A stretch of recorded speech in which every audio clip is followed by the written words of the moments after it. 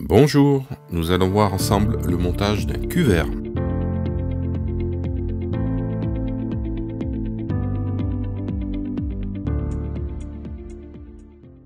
Alors on va monter ce petit sedge ou appeler cuvert sur un hameçon Daichi 1280 en numéro 14. C'est une hameçon fin de fer avec une tige longue.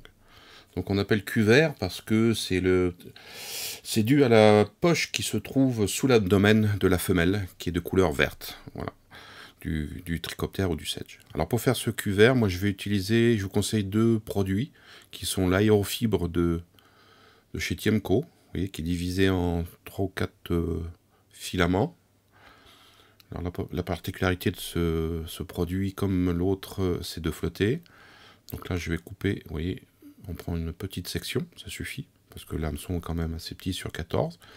Vous avez le choix aussi avec ce qu'on appelle de l'antron sur carte, de couleur fluo chartreuse, donc pour imiter la couleur du trichoptère, de l'abdomen du tricot.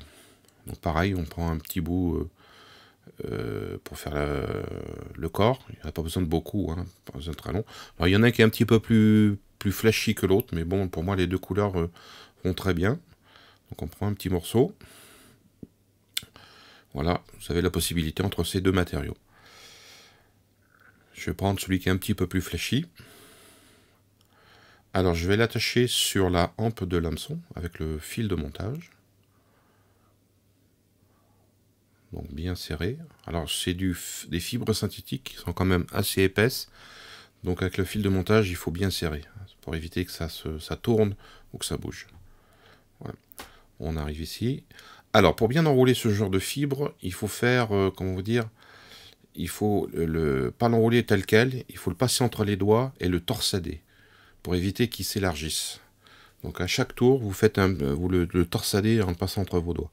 Comme ça permet de bien garder son diamètre, je dirais.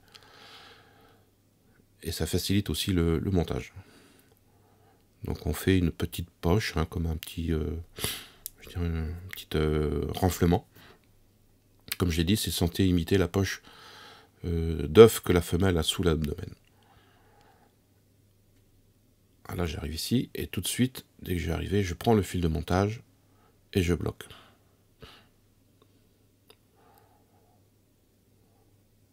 Donc voilà, ça vous permet de faire une jolie petite, je dirais une sorte de tag de couleur verte. Voilà, on va enlever les petites fibres qui dépassent. Et on ligature bien. Important parce que ces fibres synthétiques tiennent très mal sur un hameçon. Il faut qu'elles soient bien serrées. Et pour l'assurer, cet enroulement, on va lui mettre un petit peu de colle dessus, comme ça il ne bougera plus.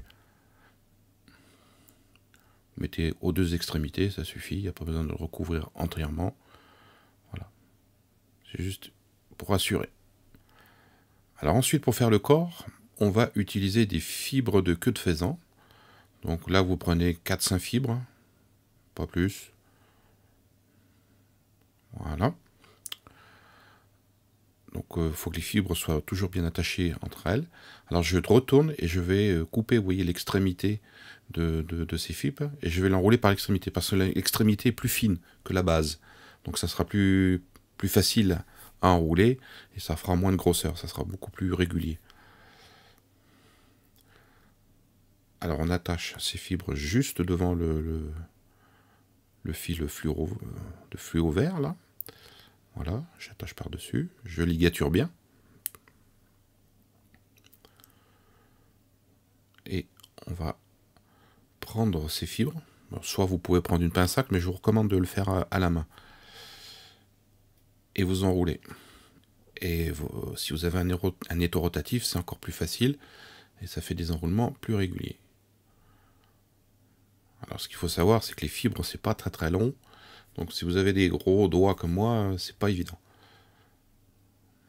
Voilà, et on bloque avec le fil de montage. Vous coupez tout ce qui dépasse. Voilà. Voilà, notre corps est fini. Et maintenant, on va poser les ailes de sedge qui vont être faites avec du poitrail de canne. Je précise bien du poitrail, hein, pas du flanc. Le flanc, les plumes sont beaucoup trop grosses. Alors, vous voyez, j'ai une boîte où j'ai préparé plein de plumes. J'ai enlevé la base qui était dufteuse et j'ai gardé que la partie supérieure qui est plus utile. Voilà. Alors, je vais choisir mes plumes. Donc, en général, quand je fais des sets, j'essaye de prendre des plumes qui sont un petit peu, je dirais, allongées, pas très très larges, le plus fine possible. Donc j'enlève un petit peu les fibres pour voir, pour qu'il n'y en ait pas trop. Là, ça c'est pas mal. Alors on va déjà placer cette première plume sur un côté. Alors il faut attacher, vous voyez, les fibres juste au niveau du rachis et vous tirez jusqu'à ce que vous obteniez la longueur souhaitée. Et tout en tirant la plume, vous la basculez sur le côté. Donc là, ma première aile est posée. Donc on va en prendre une deuxième, et c'est de manière, si possible, identique. Et on va l'attacher comme ça. Voilà. Il faut prendre les fibres avec le fil de montage, et on va tirer et la mettre à la même longueur que l'autre.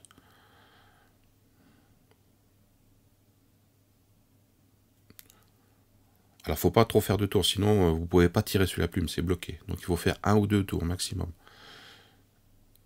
Et voilà, les plumes se sont positionnées. Alors, il y en a qui peuvent vernir les ailes, hein, c'est pour peut-être une meilleure tenue.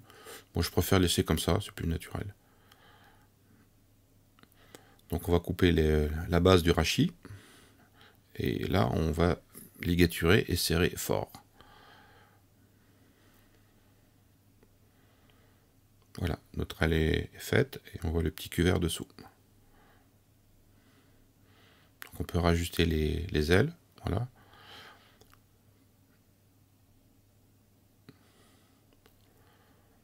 C'est un coup de main à prendre. Alors on va prendre encore des fibres de queue de faisan naturelles. On va prendre une portion un petit peu plus large parce qu'il va nous servir à faire un peu le thorax, le dos du thorax du sedge. Toujours pareil, je retourne les fibres et je coupe l'extrémité pour qu'elles soient toutes à la même longueur. Voilà, ça c'est bon. Et on va l'attacher sur le l'hameçon. Alors il faut attacher les fibres de façon à ce qu'elles prennent une bonne partie du dessus de la mouche. Voilà. Quand on va rabattre, ça fera un joli dessus de thorax. Toujours bien serré. Voilà, on peut même remonter légèrement sur les ailes si on n'a pas assez de place, si on est un peu juste en place. Voilà. Maintenant, on va choisir un hacle de coq roux. Donc, je ne vais pas prendre un hacle pour faire comme une collerette. Je vais prendre un hacle qui sera plus court, un petit peu plus court. Ça sera censé imiter les pattes.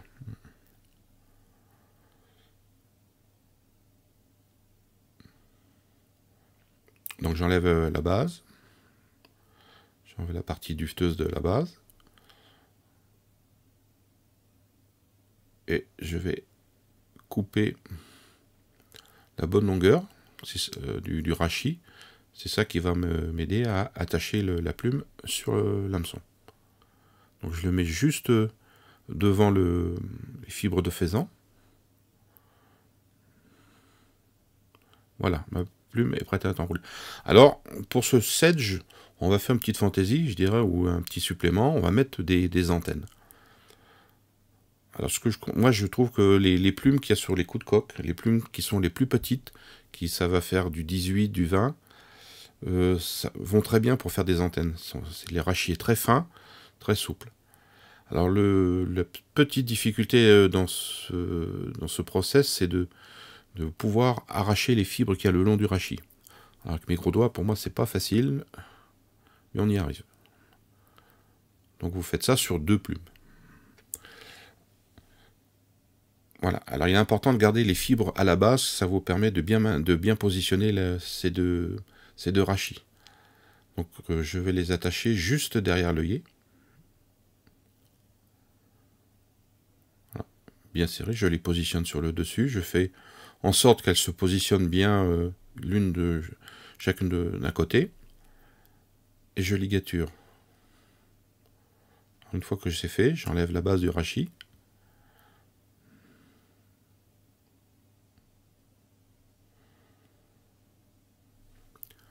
Et on serre.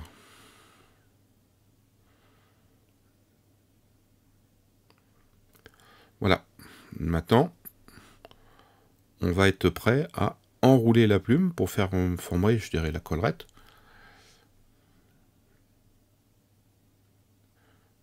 Et vous enroulez à spire jointive.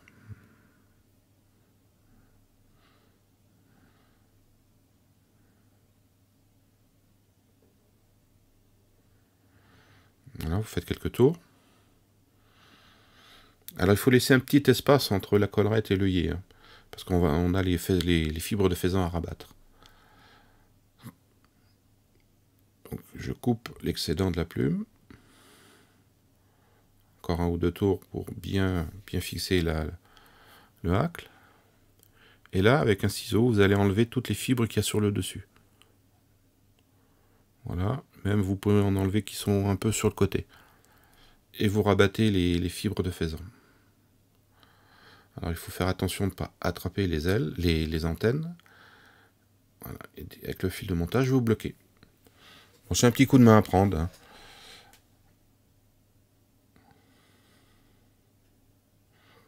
Donc bien.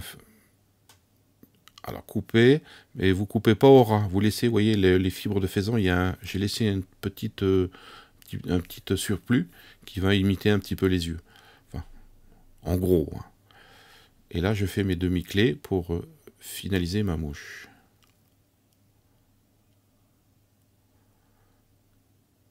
Et je coupe le fil de montage. Voilà, ça vous fait, vous voyez le dessus, très joli.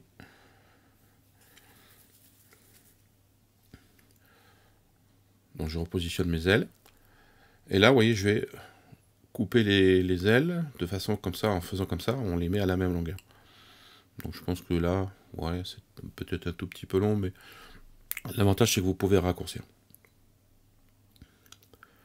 Voilà, notre mouche est finie. Maintenant, on va sécuriser tout ça avec une petite goutte de cyanolite, vous voyez, sur le fil de montage. Comme ça ne bougera plus.